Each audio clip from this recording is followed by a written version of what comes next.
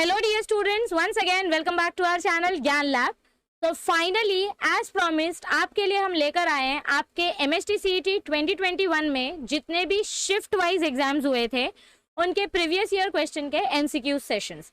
और मैं आपको फिर से एक बार बता देती हूँ कि ये वीडियो MST CET 2022 के स्टूडेंट्स के लिए बहुत ज़्यादा यूजफुल होगी, क्योंकि आपको प्रीवियस ईयर क्वेश्चंस प्रैक्टिस करना कंपलसरी होता है। हमारे चैनल पर, यूट्यूब चैनल पर आपको बायोलॉजी और फिजिक्स के, बायो के 6 शिफ्ट के क्वेश्चंस यानी 600 क्वेश्चंस की प्रैक्टिस आपको कराई जाएगी। फिजिक्स के 16 शिफ्ट के क्वेश्चंस यानी कि 800 क्वेश्चन की प्रैक्टिस आपको कराई जाएगी, और वो भी absolutely free of cost on our YouTube channel. इसके लिए आपको किसी प्लेटफॉर्म पे नहीं जाना है, कोई कोर्स परचेस नहीं करना है। ओके, इसके अलावा जो मैथ्स और केमिस्ट्री के क्वेश्चंस हैं इनका PDF आपको हमारे टेलीग्राम ग्रुप पे मिलेगा, और टेलीग्राम ग्रुप का नाम क्या है? ज्ञान लैब AP। टेलीग्राम ग्रुप का नाम क्या है बच्चों? ज्ञान लैब AP। तो यहाँ पे आपको केमिस्ट्री और मैथमेटिक्स के क्वेश्चन का PDF विद आंसर की मिल जाएगा, और यूट्यूब पे आपको बायो और फिजिक्स के क्वेश्चंस सोल्यूशन के साथ सॉल्व कराए जाएंगे। आज मैं आपको बायो के 50 क्वेश्चन सॉल्व कराने वाली हूँ फर्स्ट शिफ्ट के, और फिर उसके बाद परसों डायरेक्ट हम बाकी के बचे हुए 50 क्वेश्चन सॉल्व करेंगे फर्स्ट शिफ्ट के। तो बायो का एक शिफ्ट का 100 क्वेश्चन एक साथ हो जाएगा। फिर कल आपको फिजिक्स का 25 क्वेश्चंस मिलेगा फर्स्ट शिफ्ट का, और उसके बाद बायो के बाद वापस से नेक्स्ट डे में फिजिक्स का 25 क्वेश्चन मिलेगा, ताकि आपका फिजिक्स का 50 क्वेश्चन कंप्लीट हो जाए। तो 4 दिन में बायो के 100 क्वेश्चंस और फिजिक्स के 50 क्वेश्चन यानी 150 क्वेश्चंस आपके कंप्लीट हो जाएंगे। ऐसे हर हफ्ते में हम आपके 4 सेशंस लेंगे, ताकि एग्जाम आने से पहले आपके सारे के सारे PYQs प्रैक्टिस करके हो जाए, और फिर जब एग्जाम आएगा तो हम आपका एक साथ मैराथन सेशन लेंगे जिसमें हम मोस्ट एक्सपेक्टेड MCQ सॉल्व करेंगे। तो किसी भी चीज़ की वेट करने की ज़रूरत नहीं है, फटाफट से चैनल को सब्सक्राइब करो ताकि आपको सारे नोटिफिकेशंस मिलते रहे। बेल आइकन पे क्लिक करो ताकि एक भी नोटिफिकेशन मिस ना हो। और अभी तक अगर आपने वन शॉट लेक्चर्स नहीं देखे हैं, रिवीजन स्टार्ट नहीं किया है, तो आप ये वीडियो देख सकते हैं जिसमें 24 आवर्स का सेशन कंटेंट आपको दिया गया है। इसमें आपको पूरे के पूरे बायो के 15 चैप्टर्स मिल जाएंगे क्लास 12 के। तो एक ही वीडियो में पूरा 15 चैप्टर कवर हो जाएगा, और इस वीडियो में आपको फिजिक्स के पार्ट 1 के पूरे 8 चैप्टर्स मिल जाएंगे। अगर आपको इंडिविजुअली हर एक चैप्टर का वन शॉट देखना है तो आप ये प्लेलिस्ट रेफर कर सकते हैं फिजिक्स और बायो के लिए। अगर आपको इंडिविजुअल चैप्टर के MCQ सॉल्व करने हैं तो आप ये प्लेलिस्ट चेक कर सकते हैं। बायो के आपको चैप्टर वाइज MCQ भी मिलेंगे, PYQ क्वेश्चन भी मिलेंगे। फिजिक्स के आपको MCQs दिए गए हैं, PYQ क्वेश्चंस प्रैक्टिस करा रहे हैं। इतना प्रैक्टिस तो हो ही जाएगा कि किसी भी बच्चे का आराम से 95 परसेंटाइल ऊपर से आ सके। ओके, ऑलराइट, तो let's start with our today's session and your time starts now. ये रहा आपका पहला सवाल। सो देखो इधर क्वेश्चन क्या दिया गया है। Question number 1, length of spinal cord is dash centimetre in human being. देखो इधर 101 क्यों लिखा है? क्योंकि आपका जो सेक्शन 1 होता है, सेक्शन 1 में आपका पहले फिजिक्स होता है 50 क्वेश्चन, फिर केमिस्ट्री होता है 50 क्वेश्चन, और फिर उसके बाद बायो स्टार्ट होता है। सो बायो का ये हो जाता है 1 से लेके 50, फिर ये हो जाता है आपका 51 से लेके 100, और बायो स्टार्ट होता है 101 से। ओके, सो इस क्वेश्चन का राइट आंसर क्या आएगा? ऑप्शन नंबर ए। अपना जो रीढ़ की हड्डी होती है स्पाइनल कॉर्ड, उसकी लेंथ कितनी होती है? 42 to 45 सेंटीमीटर इन लेंथ, जो आपके टेक्स्ट बुक की थ्योरी में दी गई है। इसीलिए वन शॉट लेक्चर के साथ साथ थ्योरी पढ़ना बहुत जरूरी है। अब आता है हमारा next question, match the disease in column 1 with their causes in column 2। आपको यहाँ पर कॉलम 1 में कुछ बीमारी दी गई है और उसको आपको कॉलम 2 के रीजंस के साथ मैच करना है। ये आपके class 11th human nutrition chapter का कॉन्सेप्ट है। आपको क्लास 11th और क्लास 12th के जितने भी CET के चैप्टर्स है सबका सिर्फ नॉन डिलीटेड पार्ट पढ़ना है। अब इसमें से देखो, बहुत सारे बच्चों को मरासमस और क्वाशियोरकर याद नहीं है, ठीक है? तो मरासमस और क्वाशियोरकर ये दोनों प्रोटीन डाइजेशन के मैल न्यूट्रिशन के वजह से होता है। बट जॉन्डिस क्या होता है? Jaundice is your abnormal bilirubin metabolism, यानी कि जब अपने RBCs ब्रेक डाउन होते हैं, बिलीरुबिन मेटाबॉलिज्म होता है, तो जॉन्डिस होता है। सो ऑप्शन नंबर डी का आंसर आएगा 3। तो ऑप्शन डी चेक करो, डी का आंसर 3 सिर्फ एक ही केस में दिया गया है। सो आंसर आएगा आपका डायरेक्ट ऑप्शन डी। इसको बोलते हैं एलिमिनेशन स्ट्रैटेजी। 4 में से एक क्वेश्चन का भी आंसर अगर आपको आ गया तो आपको राइट आंसर पता चल जाता है। अगर नहीं पता चला तो इनडाइजेशन तो सबको आता है। इनडाइजेशन यानी अपचन, अपना खाना कब नहीं पचता है? जब हम स्पाइसी फूड खाते हैं। सो ऑप्शन नंबर बी का आंसर क्या आएगा? 1। सो बी का आंसर 1 और डी का आंसर 3। यस, यानी आपका ए और बी तो पहले ही कैंसिल हो गया। अब कंफ्यूजन होगा सी और डी के बीच में, तो आपका जो डी वाला मैच द कॉलम है उसके आंसर से आपको पता चल जाएगा कि आपका राइट आंसर क्या है, option number D. Next question पे जाते हैं। The protective sheet of plumule in monocot seed is, ये आपके क्लास 12 चैप्टर 1 का क्वेश्चन है। हमने क्या पढ़ा था, जो मोनोकॉट का सीड अपना होता है, यहाँ पे अपना एपिकोटाइल होता है, या जिसको हम एपीब्लास्ट बोलते हैं, यहाँ पे अपना हाइपोकोटाइल होता है। एपिकोटाइल के ऊपर अपना प्लूम्यूल स्टार्ट होता है, प्लूम्यूल के ऊपर अपना होता है उसका प्रोटेक्टिव लेयर जिसको हम बोलते हैं कोलियोप्टाइल, पी। फिर हाइपोकोटाइल के नीचे अपना रेडिकल स्टार्ट होता है, रेडिकल के नीचे उसका प्रोटेक्टिव लेयर होता है जिसको हम बोलते हैं कोलियोराइजा। मैंने आपको एक ट्रिक बताया था, प्लूम्यूल के लिए पी और कोलियोराइजा के लिए R. So radical R, plumule P. So plumule को कौन प्रोटेक्ट कर रहा है, coleoptile. Option number C is the right answer. Text book के डायग्राम में भी हमको दिया गया है, प्लूम्यूल को कोलियोप्टाइल प्रोटेक्ट करता है, रेडिकल को coleorhiza. Next question, uremia is a condition in which blood urea rises above %। तो यूरेमिया कैसा कंडीशन है इसमें, मतलब यूरेमिया कब होता है हमको, जब हमारे यूरिन में यूरिया का कॉन्सेंट्रेशन ज़्यादा पाया जाता है। कितना ज़्यादा पाया जाता है, नॉर्मल कॉन्सेंट्रेशन 0.1 से लेके 0.3, ये आपका नॉर्मल रेंज है। लेकिन अगर 0.05 से कॉन्सेंट्रेशन ज़्यादा बढ़ गया तो उस कंडीशन को हम एबनॉर्मल कंडीशन बोलते हैं, and that condition is known as uraemia. आपके class 11 excretion and osmoregulation वाले चैप्टर में आपको ये दिया गया है सीधा सीधा। Okay, next question, cloning which animal is the first step towards xenotransplantation. Xenotransplantation मतलब क्या होता है, जब आप किसी एनिमल का कोई ऑर्गन यूज करते हो ह्यूमंस में इम्प्लांट करने के लिए। अभी अभी एक न्यूज़ बहुत ज़्यादा स्प्रेड हुई थी कि पिग का हार्ट ह्यूमंस में इम्प्लांट किया गया है। सो हमने क्या क्लोन किया, यानी कि किसकी कॉपी बनाई जीनोट्रांसप्लांटेशन टेक्निक में, हमने पिग की कॉपी बनाई। किसकी कॉपी बनाई, पिग की। शीप वाला जो एग्जांपल है डॉली शेप, वो आपके जेनेटिक इंजीनियरिंग का कॉन्सेप्ट आएगा, उधर जीनो ट्रांसप्लांटेशन नहीं आएगा। जीनो ट्रांसप्लांटेशन में हम ऑर्गन ट्रांसप्लांट करते हैं, एनिमल का ऑर्गन ह्यूमंस में। So that is option number B. Next question, how many of the following statements are true about pollination. आपको इधर ट्रू स्टेटमेंट देखना है। पॉलिनेशन यानी कि एक एंथर का पोलन ग्रेन उठा के दूसरे फ्लावर के स्टिग्मा पे रख देना। Flowers depend upon pollination for reproduction, अगर पॉलिनेशन नहीं होगा तो सेक्सुअल रिप्रोडक्शन नहीं होगा। सो A is true. Autogamy and जिटोनोगैमी दोनों सेम प्लांट पे होता है, इसीलिए इसको सेल्फ पॉलिनेशन बोलते हैं। This is also true. Palm plant जो होता है ये एंटोमोफिलस यानी इंसेक्ट पॉलिनेशन होता है, so this is also true.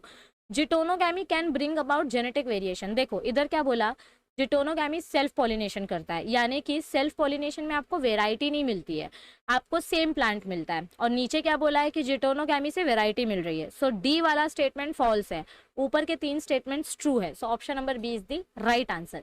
यहाँ तक सबको समझ में आया है पक्का? ऑलराइट, चलो आगे बढ़ते हैं। सो ये रहा अपना next question, in human beings during expiration following events take place except. देखो जब आप एक्सपीरेशन करते हो, एक्सपीरेशन मतलब क्या होता है, सांस को बाहर छोड़ना। सब लोग करो मेरे साथ एक्सपीरेशन, पहले इंस्पिरेशन करो और फिर एक्सपीरेशन करो। जब हमने एक्सपीरेशन किया, हवा को बाहर छोड़ दी, तो हमारे थोरैसिक केज की वॉल्यूम कम हो गई। Correct, this is the true statement. हमारा रिलैक्स जो डायफ्राम होता है, मतलब समझो ये अपना लंग्स है, ये जो अपना डायफ्राम होता है ये रिलैक्स्ड हो जाएगा फिर से, ये इसका रिलैक्स्ड पोजीशन है। जब ये डायफ्राम फ्लैट होता है तो इसको बोलते हैं कॉन्ट्रैक्टेड। जब आप सांस बाहर छोड़ते हो तो आपका थोरैसिक केज छोटा हो जाता है, आपका डायफ्राम फिर से रिलैक्स हो जाता है और आपका प्रेशर बढ़ जाता है। मतलब अब बाहर एयर ज़्यादा है और अंदर एयर कम है, तो अब एयर अंदर आएगी। यस एवरीबडी, सो ये भी आपका ट्रू स्टेटमेंट है, प्रेशर बढ़ जाएगा। लेकिन जब आप सांस बाहर छोड़ते हो तो आपका जो चेस्ट है वो अंदर जाता है कि बाहर आता है। सांस को बाहर छोड़ो तो चेस्ट अंदर की तरफ जाता है। एक्सपीरेशन यानी सांस को बाहर छोड़ना, तो चेस्ट अंदर की तरफ जाना चाहिए। चेस्ट बाहर कब आता है, जब आप सांस लेते हो। So option number B is the wrong statement. Expiration के केस में चेस्ट इनवर्ड जाना चाहिए, नीचे की तरफ जाना चाहिए। So this is your right answer. Option number B is the odd one out. Next question, choose incorrect statement with respect to veins. अब यहाँ पे रेफरेंस के लिए, ये आपके क्वेश्चन पेपर में नहीं है डायग्राम, बट मैंने रेफरेंस के लिए डायग्राम आपको दिया है। ये डायग्राम देखकर आपको आंसर बताना है। आपको फॉल्स स्टेटमेंट इसमें से ढूंढना है। वेन्स हैव वाइड ल्यूमेन, यानी कि अपना जो आर्टरी होता है उसकी कैविटी पतली होती है बट उसका मिडल लेयर काफी मोटा होता है। ओके, तो ये अपना आर्टरी है और ये अपना वेन्स है। वेन्स का मिडल लेयर पतला होता है बट उसकी लूमन जो होती है वो काफी वाइड होती है, तो वेन्स की लूमन वाइड होती है। दिस इज ट्रू, हमको फॉल्स स्टेटमेंट ढूंढना है। ओके, पल्मोनरी वेन्स क्या कैरी करते हैं, ये देखो ये आपकी पल्मोनरी वेन्स है, और पल्मोनरी वेन्स अपने साथ क्या कैरी करते हैं, लंग से ऑक्सीजनेटेड ब्लड लेके लेफ्ट एट्रियम में ऑक्सीजनेटेड ब्लड डालते हैं। सो ये आपका फॉल्स स्टेटमेंट है, क्योंकि यहाँ क्या आएगा, oxygenated blood. Tunica media is thin in veins, जो मिडल लेयर होती है ये वेन्स में पतली होती है, दिस इज करेक्ट, क्योंकि ये आर्टरी में मोटी होती है। Blood flows with low pressure in veins, when का पाइप का जो लूमन है उसकी जो कैविटी है वो मोटी है, मोटे पाइप में से पानी हमेशा स्लो जाता है, पतले पाइप में से पानी फास्ट आता है, तो वेन्स में से पानी लो प्रेशर से फ्लो होता है। So this is also true, only option number B is false, so B is your correct answer. Yes, चलो नेक्स्ट क्वेश्चन में जाते हैं। In entomophilous flowers pollen kit is present. Entomophilous मतलब क्या होता है, जो इंसेक्ट पॉलिनेशन होता है, तो इंसेक्ट पॉलिनेशन वाले प्लांट में पोलन किट कहाँ पाया जाता है। यस, देखो पोलन किट बोला है यानी स्टिग्मा के पास तो ये कतई प्रेजेंट नहीं होगा। टेप्टम में आपका पोलन ग्रेन बनता है, स्पोरोजिनस टिश्यू के पास होगा क्या, या पोलन ग्रेन के पास होगा, किसके पास प्रेजेंट होता है पोलन किट, पोलन किट हमेशा पोलन ग्रेन के पास प्रेजेंट होता है। So option number A is our right answer. Next question, select the incorrect statement regarding synapse.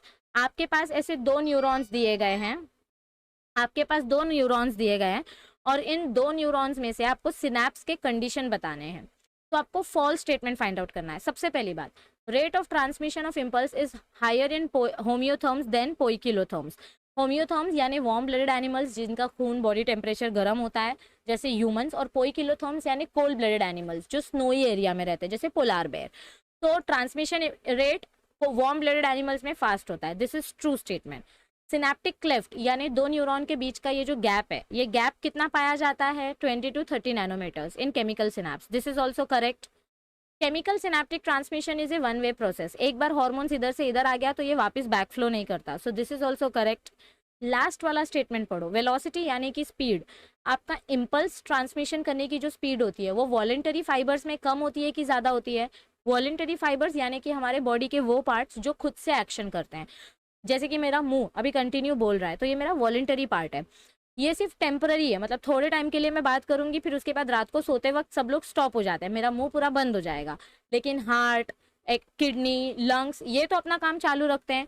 तो जो इनवॉलेंटरी ऑर्गन्स होते हैं इनमें प्रोसेस स्लो होता है क्योंकि इनको पूरा लाइफ प्रोसेस करते रहना है।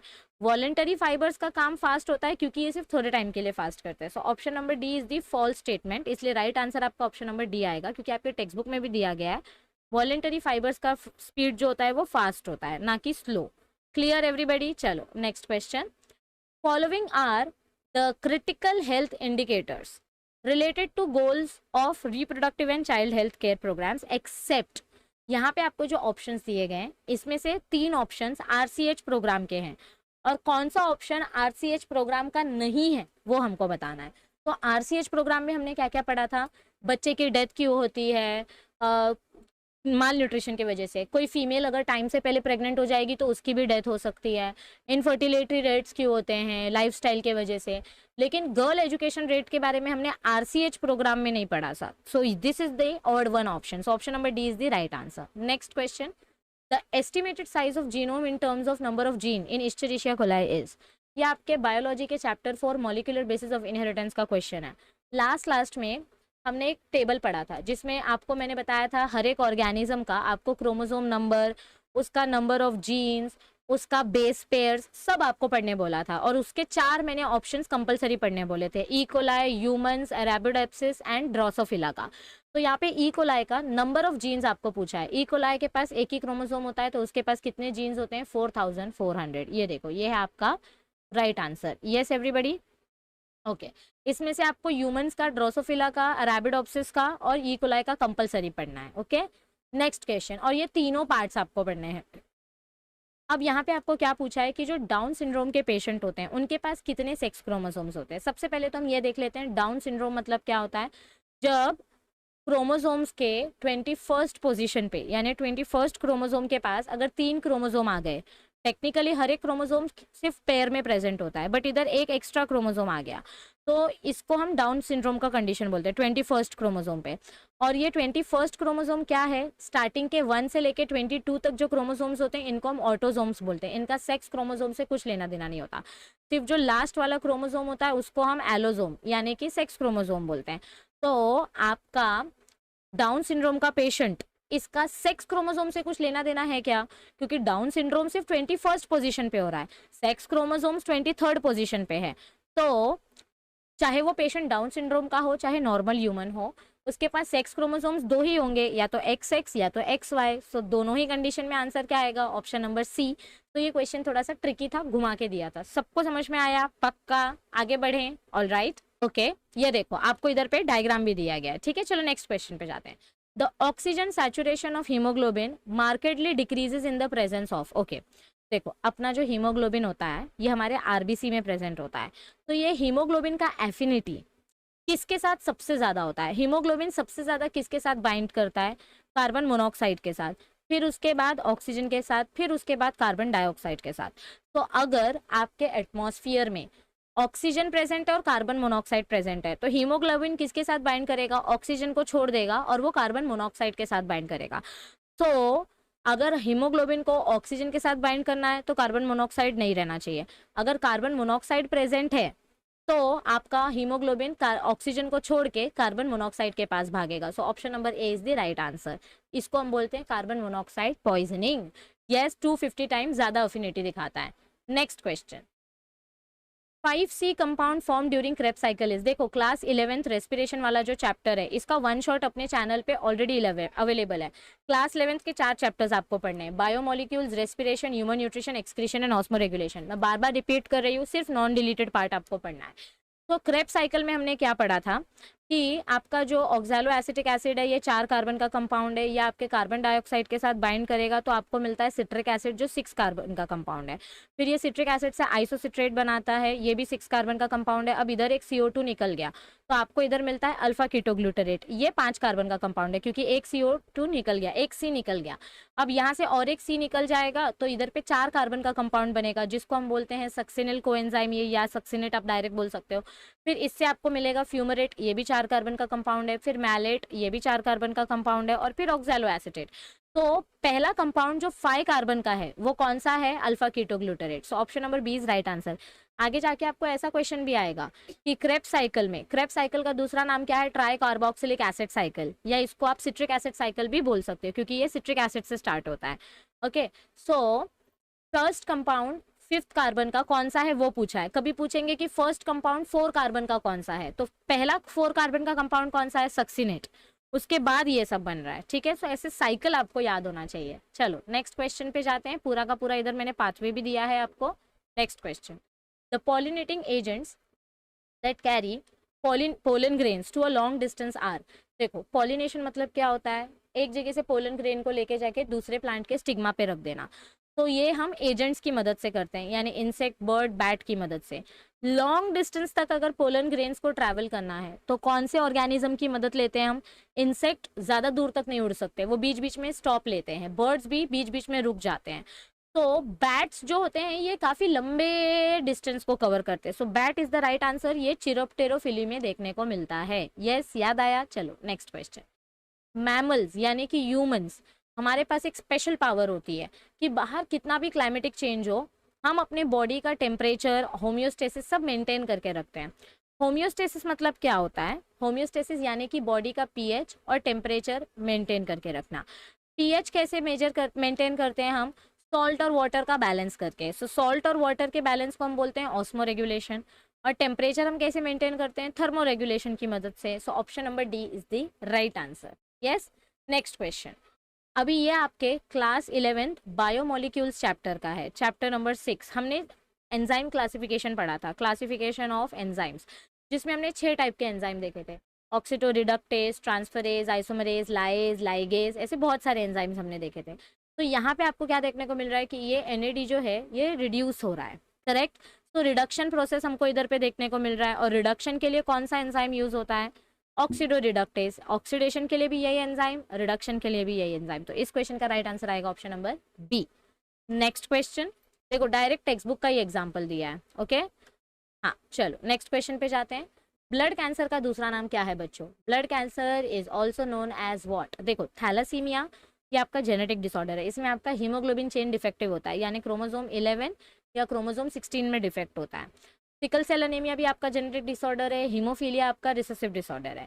ल्यूकेमिया जो है, ल्यूकेमिया में क्या होता है, आपके बोन मैरो से अनकंट्रोल ग्रोथ ऑफ सेल्स होती है जिसको हम बोलते हैं ब्लड कैंसर, और ये इमेच्योर सेल्स होते हैं तो ये बॉडी के भी किसी काम के नहीं होते हैं। Okay, and cancer is nothing but uncontrol growth of sales.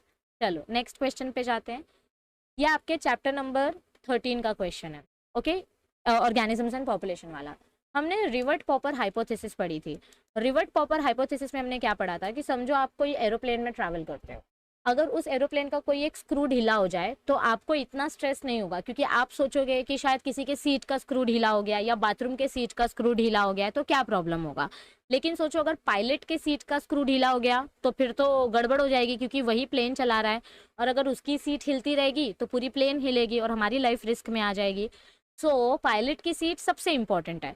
तो अगर ऐसे ही हमारे इकोसिस्टम में से कोई इंपॉर्टेंट स्पीशीज गायब हो जाती है तो उसके वजह से इकोसिस्टम में क्या क्या होता है वो हमको इधर बताया है। उसमें से एक ऑड वन ऑप्शन हमको सिलेक्ट करना है कि किस किस कॉन्सेप्ट पे, किस कंटेंट पे ज्यादा असर नहीं पड़ेगा स्पीशीज के गायब होने से। फूड चेन चेंज हो जाएगी, एनर्जी फ्लो पे अफेक्ट होगा, फूड वेब पे अफेक्ट होगा, लेकिन ऑक्सीजन फ्लो पे कुछ अफेक्ट नहीं होगा। So option number D is the odd option. So option number D is the right answer. Next question. HIV test करने के लिए हम 2 टेस्ट करते हैं, ठीक है। मतलब देखो HIV क्या है, ह्यूमन इम्यूनो डेफिशिएंसी वायरस, ये एक वायरल इन्फेक्शन है। ये वायरस जब हमारी बॉडी में आता है ये रेट्रोवायरस है, तो इसके अगेंस्ट हमारी बॉडी में एंटीबॉडीज तैयार होती है। तो जब HIV टेस्ट होता है तो हम एक्चुअली क्या चेक करते हैं, अपनी बॉडी का सीरम चेक करते हैं कि इस सीरम में HIV की एंटीबॉडी है या नहीं है। ये करने के लिए हमारे पास 2 टेस्ट होते हैं, एक प्राइमरी टेस्ट और एक कन्फर्मेटरी टेस्ट। प्राइमरी टेस्ट को हम बोलते हैं एलाइजा टेस्ट। कभी कभी ये टेस्ट फॉल्स पॉजिटिव रिजल्ट देता है, यानी कि आपको HIV नहीं भी होगा तो भी ये टेस्ट पॉजिटिव आएगा। तो ऐसे में इंसान की आधी जान तो टेंशन से ही चली जाएगी। तो वो कंफर्म करने के लिए सेकेंड टेस्ट करवाता है, और सेकेंड टेस्ट कौन सा होता है, वेस्टर्न ब्लॉटिंग। इससे कंफर्म होता है कि आपको HIV है या नहीं है। Is this clear everybody. देखो विडाल टेस्ट हम टाइफॉइड चेक करने के लिए करते हैं, सदर्न ब्लॉटिंग DNA फिंगरप्रिंटिंग में करते हैं। सो बचा क्या आपके पास, western blot. So option number B is the right answer. Next question. Which one of the following is not a function of cytokinin. Cytokinin क्या है, आपका ग्रोथ प्रमोटिंग हार्मोन है। ये ग्रोथ को प्रमोट करेगा, यानी प्लांट्स की ग्रोथ को डेवलप करेगा। साइटो मतलब सेल और काइनिन मतलब डिवीजन होता है, ठीक है। सो ये सेल डिवीजन कर रहा है, सेल की ग्रोथ बढ़ा रहा है, सो ये सेल एनलार्जमेंट करेगा, ये प्लांट को ग्रो करने में हेल्प करेगा। एपिकल डोमिनेंस कंट्रोल करता है, लेटरल डोमिनेंस स्टार्ट करता है। It forms interfascicular cambium. Cambium मतलब क्या होता है, आपके प्लांट का जो डायामीटर होता है, तो ये हमारे प्लांट का गर्थ इंक्रीज करने में हेल्प करता है, क्योंकि ये सेल का मल्टीप्लिकेशन करता है तो सेल का पॉपुलेशन बढ़ जाता है। तो ये तीनों फंक्शंस राइट है, लेकिन जो ये वाला ऑप्शन है ये साइटोकाइनिन का फंक्शन नहीं है। It हेस्टेंस senescence. हेस्ट करना मतलब क्या होता है, जल्दी जल्दी करना, फास्ट करना, और सेनेसेंस यानी कि फॉलिंग ऑफ लीव या एजिंग इफेक्ट, यानी प्लांट को जल्दी बूढ़ा बना देना। तो साइटोकाइनिन एक्चुअली प्लांट को जवान रख रहा है, वो उसको बुढ़ा नहीं बना रहा है। ये फंक्शन आपके इथिलीन और आपके एब्सिसिक एसिड का है। So option number C is the odd option. So this is your wrong option, ठीक है। Next question.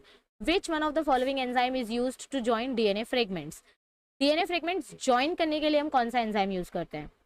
देखो आपके पास कोई DNA फ्रेगमेंट है, इसको अगर आपको कट करना है तो आप अगर बीच में से DNA को कट कर रहे हो तो हम एंडोन्यूक्लियस यूज करेंगे, क्योंकि न्यूक्लिक एसिड को कट कर रहे हैं बीच में से, सो एंडोन्यूक्लियस। अगर साइड साइड से कट कर रहे हो तो एक्सोन्यूक्लियस, एक्सो यानी एक्सटर्नल। अगर आप कोई एक पर्टिकुलर जीन को ट्रांसफर कर रहे हो तो ट्रांसफरेज, या फंक्शनल ग्रुप ट्रांसफर कर रहे हो तो ट्रांसफरेज। लेकिन हमने DNA रेप्लिकेशन में क्या पढ़ा था कि जो हमारे ओकाज़ाकी फ्रेगमेंट्स होते हैं इनको ज्वाइन करने के लिए हम लाइगेज एंजाइम यूज करते हैं। लाइगेज DNA फ्रेगमेंट्स को ज्वाइन करता है। So option number B is the right answer. Yes, चलो नेक्स्ट क्वेश्चन पे जाते हैं। Question number 124। Zona pellucida in human embryo ruptures during which stage. Zona pellucida के बारे में आपको क्या क्या याद है। जोना पेलुसिडा असेल्युलर मेम्ब्रेन है, यानी कि ये सेल से नहीं बना है, ये बना है आपके ग्लूकोज और आपके प्रोटीन से, जिसको हम बोलते हैं ग्लाइकोप्रोटीन या म्यूकोप्रोटीन। ये जो म्यूकस जैसी लेयर होती है ये बहुत ही ज़्यादा स्टिकी होती है, जिसके वजह से क्या होता है, अपना जो फेलोपियन ट्यूब है, समझो यहाँ पे जाइगोट बना, अब ये जाइगोट कंटिन्यू क्लीवेज करेगा, ब्लास्टोमियर बनाएगा, ओके, और आपको ऐसे मोर्यूला देखने को मिलेगा, ओके। तो ये मोर्यूला क्या होगा, मोर्यूला के बाहर कंटिन्यू आपको ये जोना पेलुसिडा देखने को मिलती है। ये जोना पेलुसिडा क्या करती है, जब तक आपका ये एम्ब्रियो आपके यूटरस तक नहीं आ जाता, ये एम्ब्रियो जब तक अपने यूटरस तक नहीं आ जाता तब तक जोना पेलुसिडा डिटैच नहीं होती है, क्योंकि जोना पेलुसिडा स्टिकी मेम्ब्रेन है। तो ये स्टिकी मेम्ब्रेन क्या करेगी, ये फेलोपियन ट्यूब के आगे आगे आगे आगे स्लाइड करने में हेल्प करेगी, यानी फिसलने में हेल्प करेगी, जिसके वजह से हमारा जो एग होता है वो क्या हो जाता है, एम्ब्रियो में अच्छे से, मतलब हमारा जो एम्ब्रियो होता है वो अच्छे से यूट्रस में इम्प्लांट हो जाता है। अगर मैम जोना पेलुसिडा पहले ही निकल गई तो क्या होगा, तो आपका ये जो मोर्यूला है ये इधर ही, मतलब ये यूट्रस तक भी नहीं पहुंचेगा, फीमेल के वुम्ब तक भी नहीं पहुंचेगा, और ये इस्थमस में ही अपना घर बना लेगा और इधर पे ये फीटस बन जाएगा। इस टाइप की प्रेगनेंसी को हम क्या बोलते हैं, एक्टोपिक प्रेगनेंसी, जो कि मिस कैरेज कर देती है, आगे जाके बच्चा डेवलप नहीं होता, मरा हुआ पैदा होता है। ओके, सो जोना पेलुसिडा कब रप्चर होता है, जब आपका पूरा ब्लास्टुला फॉर्म हो जाता है, उसको बोलते हैं late blastocyst. Option number A is the right answer. Next question, जब आप सांस लेते हो तो आपके लंग्स पूरे भर जाते हैं, ठीक है, आपका लंग्स इन्फ्लेट हो गया है, तो आपका लंग्स पूरा एक्सपांड हो गया है, क्रिटिकल पॉइंट यानी लास्ट पॉइंट तक वो स्ट्रेच हो चुका है। The stretch receptors are stimulated and impulses are sent along the vagus nerve. तो अब यहाँ पे जो नर्व्स थी, ये नर्व्स को सिग्नल मिल गया है कि भाई लंग्स पूरा फूल चुका है, तो अब आपको एक्सपिरेशन करना है, यानी अपनी सांस को बाहर छोड़ना है। ऑक्सीजन एयर हमने अंदर लिया, ये एयर को हम फटाफट एक्सचेंज करेंगे, और बॉडी का जो भी CO2 है वो CO2 हमको फटाफट से एक्सहेल करना है।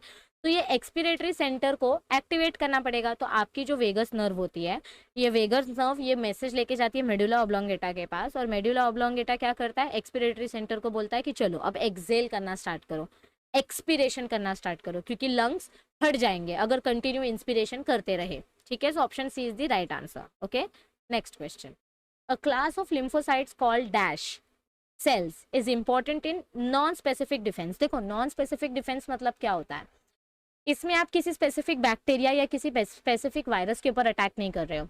इन जनरल बॉडी में अगर कोई जनरल इन्फेक्शन हुआ है और उसको आपको ठीक करना है, तो उसके लिए आपको इस स्पेशल सेल्स की जरूरत नहीं है, सिंपल सेल्स की मदद से भी हम उसको मार सकते हैं, यानी सिंपल फाइटर सेल्स की मदद से। प्लाज्मा में आपका एंटीबॉडी प्रेजेंट होता है जो बी सेल से बनता है, ये बहुत ही ज़्यादा स्पेसिफिक होता है, सो ये नहीं आएगा आंसर। सरटोली सेल्स स्पर्म को मैच्योर करता है, ये तो बिल्कुल नहीं आएगा। एंटीजन प्रेजेंटिंग सेल आपका स्पेसिफिक इम्यून सिस्टम में पार्टिसिपेट करता है, तो ये भी नहीं आएगा क्योंकि नॉन स्पेसिफिक बोला है। नॉन स्पेसिफिक आपके नेचुरल किलर सेल्स करते हैं। ओके, नॉन स्पेसिफिक डिफेंस कौन देता है, नेचुरल किलर सेल्स, क्योंकि ये सीरम में प्रेजेंट होते हैं, मतलब प्लाज्मा में प्रेजेंट होते हैं। नेक्स्ट क्वेश्चन, कोई एक कपल है, उसके 4 बच्चे हैं, ठीक है, और चारों बच्चों का फिनोटाइप हमको दिया है, मतलब इनकी एक डॉटर है जो कि कैरियर है, ओके, एक लड़का है जो कि हीमोफिलिक है, ओके, एक नॉर्मल फीमेल है, यानी कि उसके पास दोनों के दोनों अलील्स कैपिटल है। अब देखो, ये जो थर्ड वाला ऑप्शन है, इधर ही आपको पता चल जाना चाहिए, इसके पास दोनों अलील कैपिटल है, यानी कि इसकी मदर जो है वो कैरियर होगी। इसकी मदर क्या होगी, मदर विल बी कैरियर, क्योंकि ऊपर वाले केस में जो एक डॉटर है वो कैरियर है, ठीक है। तो यहाँ पे हमको कैसे पता चला मदर कैरियर होगी, क्योंकि दूसरा वाला जो एक्स है वो फादर से आता है, पहला वाला एक्स मदर से आता है, दूसरा वाला फादर से आता है। तो फादर वाला क्रोमोसोम कैपिटल एच है और मदर वाला भी कैपिटल एच है, और फादर के पास तो एक ही क्रोमोसोम एक्स होता है, और अगर फादर का क्रोमोसोम डॉटर के पास आ रहा है, यानी कि फादर के पास कैपिटल एच है, तो आपका फादर जो है वो नॉर्मल है, लेकिन आपकी जो मदर है ये कैरियर मदर है, क्योंकि इनके पास एक कैपिटल अलील एक स्मॉल अलील है। अगर ये भी नॉर्मल होती तो आपको ये बच्चा नहीं मिलता, ये बच्चा नहीं मिलता, ये बच्चा नहीं मिलता, लेकिन इधर पे आपको बोला गया है कि एक कैरियर डॉटर है, एक हीमोफिलिक सन है, यानी कि हर केस में आपके मदर से ही ये स्मॉल एच जा रहा है। इस डॉटर के पास भी मदर से स्मॉल एच आया है, और इसके पास भी मदर से स्मॉल एच आया है, और यहाँ पे आपके मदर से कैपिटल एच वाला गैमेट आया है मेल में, और फादर का वाई आया है, और इस केस में कैपिटल एच एक मदर से आया है, एक फादर से आया है। तो आपको पेरेंट्स का जीनोटाइप पूछा है कि जो कपल होगा उसका जीनोटाइप क्या होगा, तो मैच करो, ये मदर है, ये फादर है, कौन से ऑप्शन से मैच हो रहा है, option number D correct, very intelligent. Next question, Arabidopsis थैलियाना है, उसका आपको जीनोम साइज पूछा इन terms of base pairs in million. Okay, so Arabidopsis थैलियाना का जीनोम साइज आपको बताना है बेस पेयर्स के टर्म्स में, यानी कितने मिलियन बेस पेयर्स प्रेजेंट होते हैं अरेबिडोप्सिस थैलियाना के पास, बताओ कितने बेस पेयर्स प्रेजेंट होंगे। यस एवरीबॉडी, हमने टेबल पढ़ा था 157 मिलियन बेस पेयर्स, ये देखो अरेबिडोप्सिस थैलियाना, याद आया सबको, चलो excellent. Next question, question number 129, erythropoietin produced by rDNA technology is used for the treatment of dash. Erythropoietin मतलब क्या होता है, एरिथ्रो यानी 4 कार्बन की शुगर, यानी कि ब्लड प्रोटीन, क्योंकि ब्लड सेल्स को हम एरिथ्रोसाइट्स बोलते हैं, ठीक है। तो एरिथ्रो यानी ब्लड और पोइटीन यानी प्रोटीन। तो एरिथ्रोप्रोटीन ब्लड प्रोटीन बना के हम कौन सा डिजीज ट्रीट कर सकते हैं? हीमोफीलिया जेनेटिक डिजीज है, इसको हम ट्रीट नहीं कर सकते। ब्लड क्लॉट के लिए हमको क्लॉटिंग फैक्टर्स चाहिए, थ्रोम्बोसाइट्स चाहिए, इसके लिए थ्रोम्बोप्रोटीन चाहिए। तो एरिथ्रोप्रोटीन बना के कोई फायदा नहीं है। अनीमिया में हीमोग्लोबिन डिफेक्टिव होता है तो इधर पे हम एरिथ्रोपोइटिन अपना यूज करते हैं। यस, चलो next question. In identify the correct set of labellings. अरे ठीक है, आंसर पहले ही दिख गया, ओके कोई बात नहीं। तो यहाँ पे आपको करेक्ट सेट बताना है। देखो, आप आंसर सिलेक्ट करने से पहले ना, हो सकता है मैंने आंसर गलत सिलेक्ट किया हो, आंसर सिलेक्ट करने से पहले आपको पहले अपना लेबल करना होता है। This is our promoter, this is our terminator, जहाँ से प्रोसेस स्टार्ट होगा प्रमोटर, जहाँ स्टॉप होगा टर्मिनेटर। पहला वाला स्ट्रैंड टेम्पलेट स्ट्रैंड होता है क्योंकि कोडिंग स्ट्रैंड का डायरेक्शन 5' to 3' होता है, so this is our coding strand. अब मैच करो तो option number D is the right answer. Okay, चलो next question. Given below are 2 statements. अब ये आपका असर्शन और रीजनिंग टाइप वाला क्वेश्चन है। यहाँ पे आपको 2 स्टेटमेंट्स दिए गए हैं। इन स्टेटमेंट्स के बेसिस पे आपको करेक्ट ऑप्शन सिलेक्ट करना है। Okay, so you have statement 1, you have statement 2। Now you have to select the correct statement. Statement 1 में क्या दिया है? ये आपके चैप्टर 11 क्लास 12 एनहांसमेंट वाला चैप्टर है। Okay, sewage treatment plant. First statement में क्या दिया है? Activated sludge is obtained in grit chamber. देखो, सीवेज ट्रीटमेंट प्लांट में 4 स्टेप्स होते हैं। पहला स्टेप प्रिलिमिनरी स्टेप, जिसमें हम बड़ा बड़ा कचरा फिल्टर करते हैं, ग्रिड चेम्बर यूज करते हैं। दूसरा स्टेप प्राइमरी स्टेप, तीसरा सेकेंडरी, और फिर चौथा स्टेप होता है आपका टर्शरी स्टेप। तो ग्रिड चेम्बर में बड़ा कचरा फिल्टर करते हैं, उसमें एक्टिवेटेड स्लज नहीं बनेगा। एक्टिवेटेड स्लज कब बनता है? जब हम एरोबिक माइक्रो ऑर्गेनिजम्स यूज करते हैं। तो एक्टिवेटेड स्लज को हम ग्रिड चेम्बर में नहीं डालते, एक्टिवेटेड स्लज को हम एनारोबिक डाइजेस्टर में डालते हैं। तो ऑप्शन नंबर 1 रॉन्ग है, बट ऑप्शन नंबर 2, यहाँ पे आपका स्टेटमेंट 2 आना चाहिए। अगर ऐसा प्रिंटिंग मिस्टेक हुआ तो आपकी बल्ले बल्ले हो जाएगी, क्योंकि ये बोनस क्वेश्चन बन जाएगा।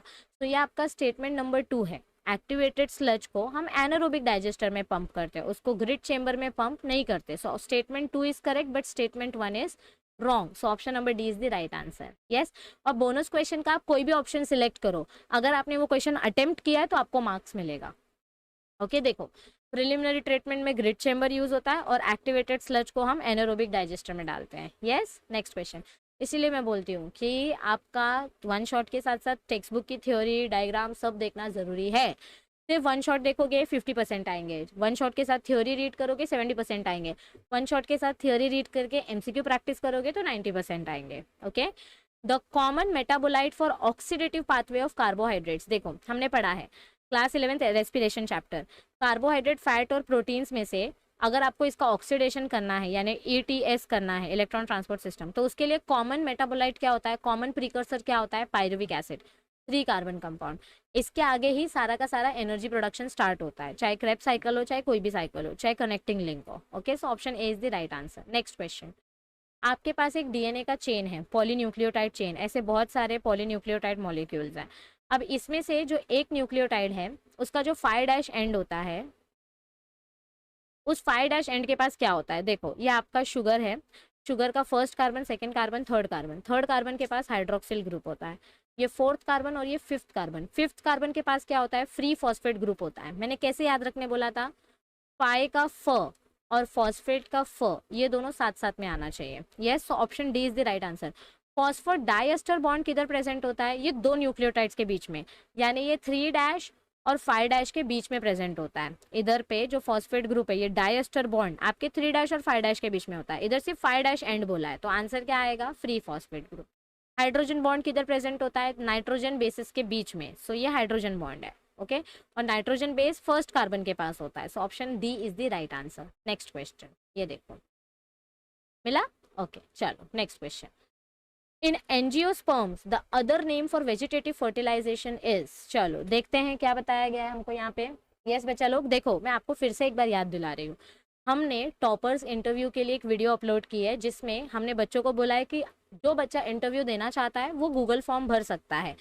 उनका हम इंटरव्यू लेंगे, मतलब कुछ बच्चों को हम सिलेक्ट करेंगे और उनका फिर हम इंटरव्यू लेंगे, जिसमें हम स्ट्रैटेजी उनसे पूछेंगे कि उनकी क्या स्ट्रैटेजी थी बोर्ड्स को क्रैक करने की, जिसके वजह से उनका 90-95 जो भी मार्क्स आया है, ताकि HSC 2023 के जो स्टूडेंट्स हैं उनको कुछ गाइडेंस मिल सके। तो अब तक अगर आपने ये फॉर्म नहीं भरा है गूगल फॉर्म, तो आप हमारे चैनल पे जाओ, सर्च करो टॉपर्स इंटरव्यू, जो रिसेंट 2-3 दिन पहले की वीडियो होगी, उस वीडियो के डिस्क्रिप्शन में आपको गूगल फॉर्म दिया है और वो गूगल फॉर्म आपको फिल करना है।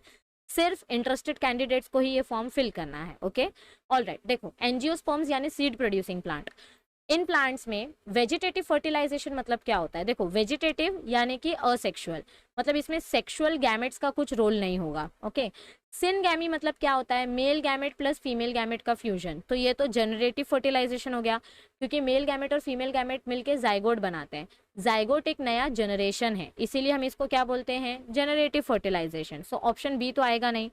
ऑप्शन डी में दोनों चीजें आती हैं, सिनगैमी भी आता है और ट्रिपल फ्यूजन भी आता है, सो ये भी नहीं आएगा। ऑप्शन ए में जनरेटिव फर्टिलाइजेशन है, जनरेटिव फर्टिलाइजेशन में नया जनरेशन बन रहा है यानी सेक्सुअल रिप्रोडक्शन हो रहा है, तो ए और बी तो पहले ही कट हो गया। ऑप्शन सी जो होता है आपका, जो सेकेंडरी न्यूक्लियस होता है, इसके साथ जो सेकेंड मेल गैमेट आता है, ये तीनों मिलके क्या करते हैं? ट्रिपल फ्यूजन करते हैं। ट्रिपल फ्यूजन से आपको प्राइमरी एंडोस्पर्म न्यूक्लियस मिलता है, जो आगे जाके ट्रिप्लॉइड एंडोस्पर्म बनाता है। और ये ट्रिप्लॉइड एंडोस्पर्म और ये सेक्सुअल रिप्रोडक्शन से नहीं बना है, ये सिर्फ आगे जाके माइटोसिस करेगा। इसमें सिर्फ एक ही गैमेट इन्वॉल्व हुआ है, दूसरा गैमेट इन्वॉल्व नहीं हुआ है। So option C is your vegetative fertilization. Okay, next question. आपके पास कोई एक पी प्लांट है, which one of the following yields F1 hybrid. आपको इनमें से कौन से ऑप्शन से फर्स्ट जनरेशन मिलेगी? देखो, ये तो खुद हाइब्रिड है, तो ये तो सेल्फिंग ऑफ F1 हो गया है, करेक्ट।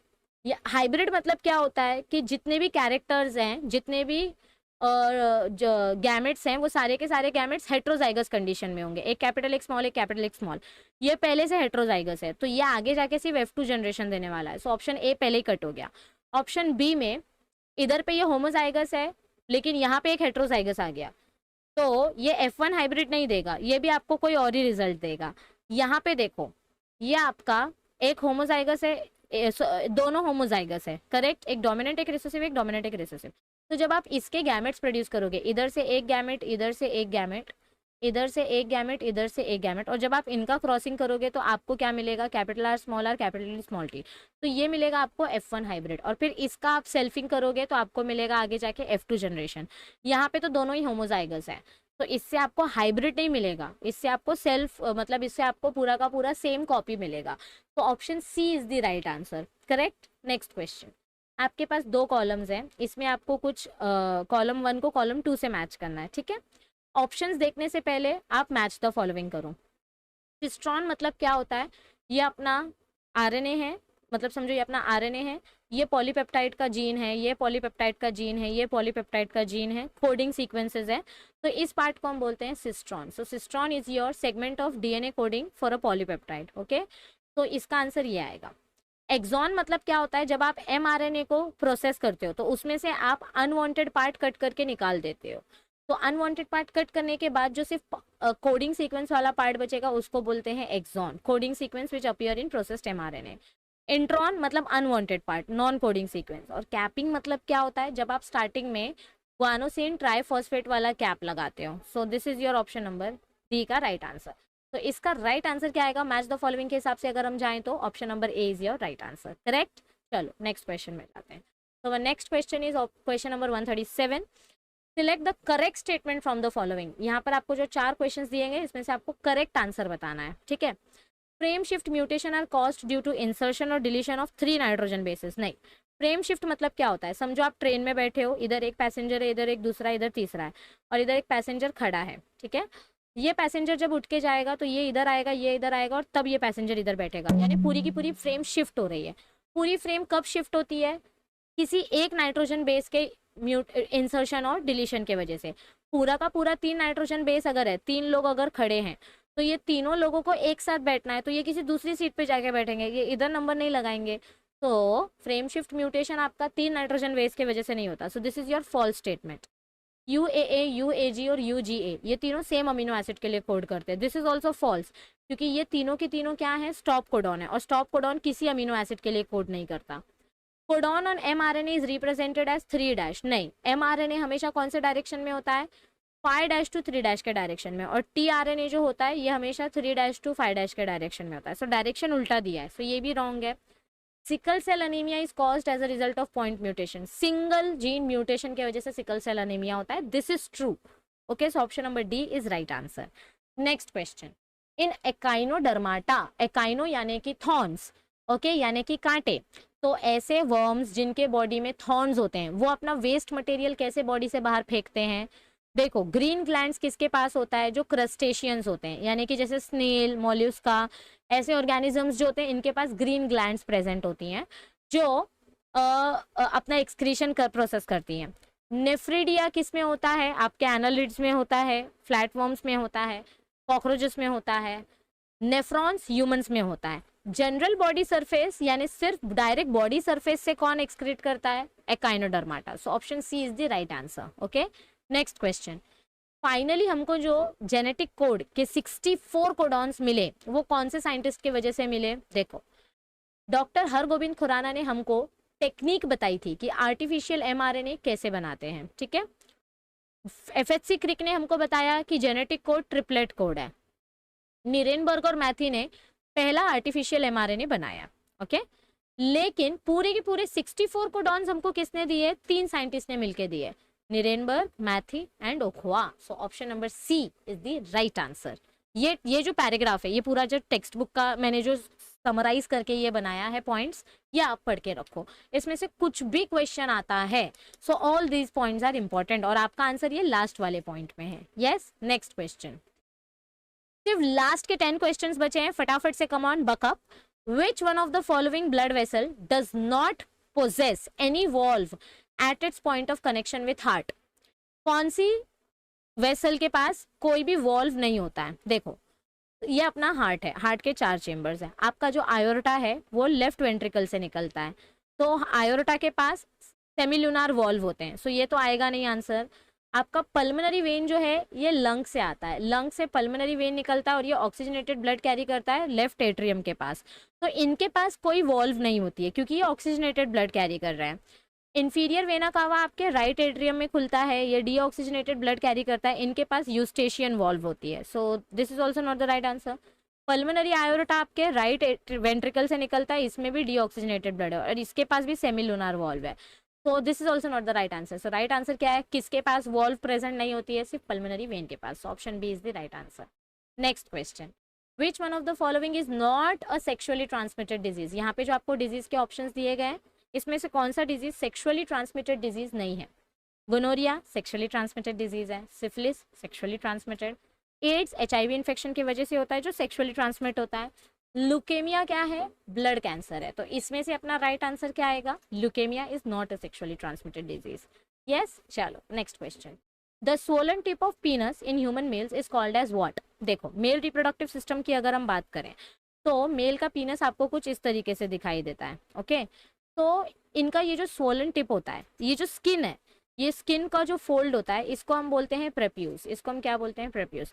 और ये जो स्वोलन ट्यूब है ये आपका इरेक्टाइल टिश्यू होता है, बहुत ही सेंसिटिव टिश्यू होता है, ठीक है। सो देखो, वल्वा फीमेल रिप्रोडक्टिव ट्रैक का पार्ट है और वेस्टिब्यूल भी फीमेल रिप्रोडक्टिव ट्रैक का पार्ट है।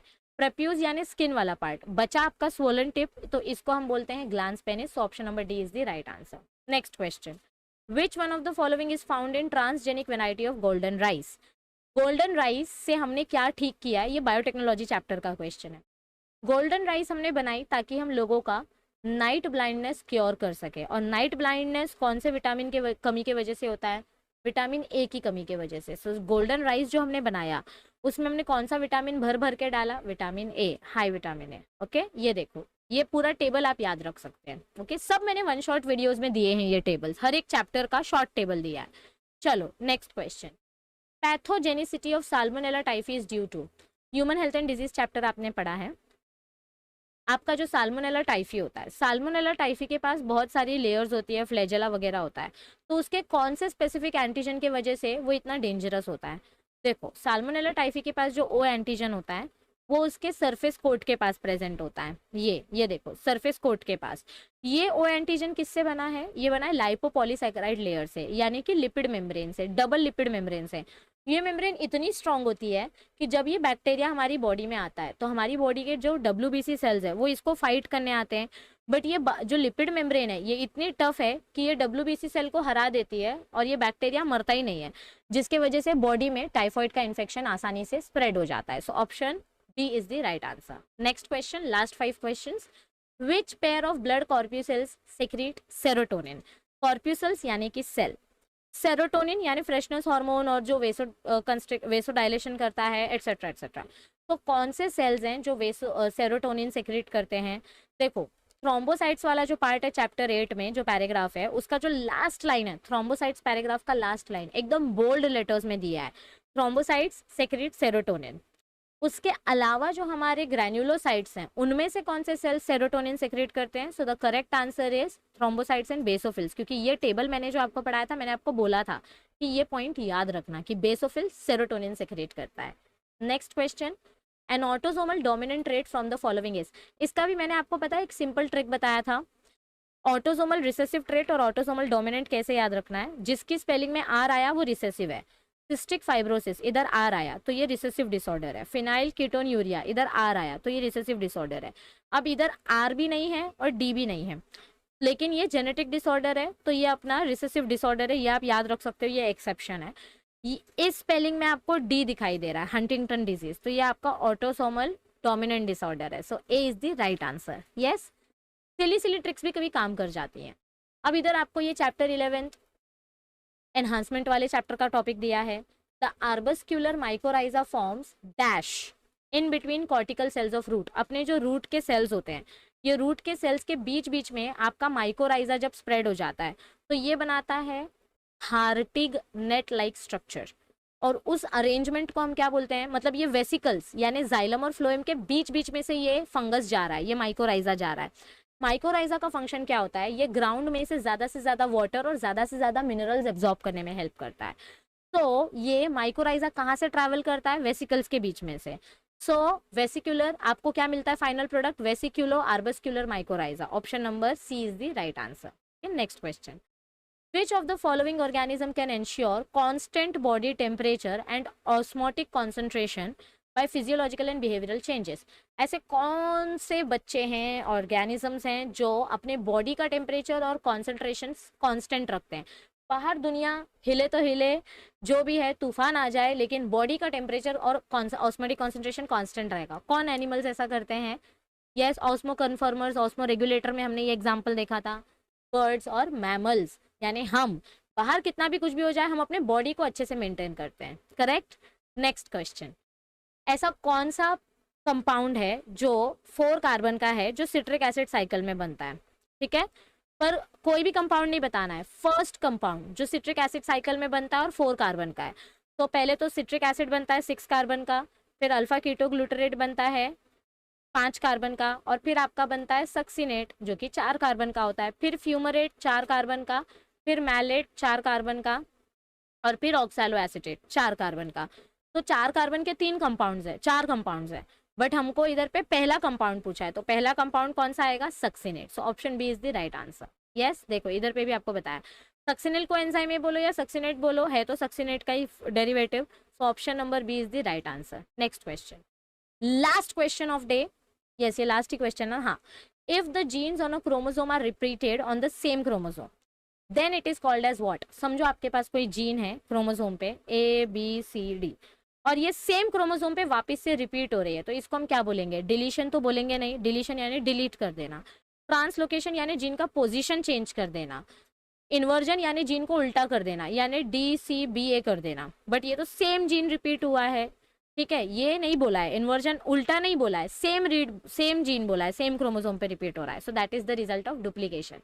तो आई होप कि आपको ये सेशन अटेंड करके काफ़ी मज़ा आया होगा, एंड ऐसे ही और अमेजिंग सेशंस आपके लिए आते रहेंगे। आपको बस 2 चीज़ें करनी है। सबसे पहले चैनल को सब्सक्राइब करके बेल नोटिफिकेशन पे क्लिक करो, और जल्दी जल्दी हमारा NCERT वाला चैनल सब्सक्राइब करो, ताकि आपका नीट का भी 2022 का PYQs प्रैक्टिस हो सके।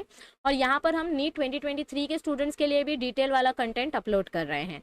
तो जल्दी जल्दी नीट एस्पिरेंट्स के साथ हमारा नीट चैनल सब्सक्राइब करवाओ, और टेलीग्राम चैनल ज्वाइन करो, क्योंकि केमिस्ट्री और मैथ्स का PDF आपको इस टेलीग्राम ग्रुप पे मिलेगा, ज्ञान लैब AP पे। कोई दूसरा टेलीग्राम ग्रुप मत ज्वाइन करना, जहाँ पर 18,000 प्लस मेंबर्स होंगे, वो टेलीग्राम ग्रुप ज्वाइन करो। लिंक आपको डिस्क्रिप्शन में मिलेगी। आपने अब तक अगर हमारा ये लाइफ बफरिंग चैनल सब्सक्राइब नहीं किया है, तो फटाफट से लाइफ बफरिंग चैनल सब्सक्राइब करो, ताकि आपका एंटरटेनमेंट और पढ़ाई भी हो जाए, और ऐसे ही अमेजिंग वीडियोस आते रहेंगे। सबसे पहले आज आपको 50 में से कितना मार्क्स मिला है, जल्दी जल्दी सब लोग अपने मार्क्स कमेंट करके बताइए, और बने रहिए नेक्स्ट PYQ वीडियो के लिए। आपको नेक्स्ट अब फिजिक्स की वीडियो मिलेगी होपफुली। ये वीडियो अगर अच्छी लगे, यूजफुल लगे, तो पहले तो चैनल को सब्सक्राइब कर दो ताकि ऐसी इंपॉर्टेंट वीडियोस आपकी मिस ना हो। और वीडियो को ज़्यादा से ज़्यादा फ्रेंड्स के साथ शेयर करो ताकि आपके जो नालायक निकम्मे दोस्त हैं उनकी पढ़ाई स्टार्ट हो सके। यस, जस्ट किडिंग, सबके साथ शेयर करो और वीडियो अच्छी लगे तो लाइक कर देना। 80,000 सब्सक्राइबर्स हमारे हो चुके हैं, so thank you to all my lovely students, to all our lovely supporters. Congratulation आपको भी, कॉन्ग्रेचुलेशन हमें भी। Now we are a member, now we are a family of 80,000 big member family. Yes, so जल्दी जल्दी हमको CET exam के पहले 1 lakh subscribers का टारगेट पूरा करना है, तो आपके लिए फिर एकदम अमेजिंग सा सरप्राइज आएगा। तब तक बने रहो चैनल के साथ, अमेजिंग अमेजिंग पढ़ाई की वीडियोस हम लाते रहेंगे और आपको हम इन्फॉर्मेशन देते रहेंगे। Stay tuned with our channel for more such videos. जल्दी जल्दी चैनल को सब्सक्राइब करो और शेयर करो। Thank you, see you soon, all the best for next session.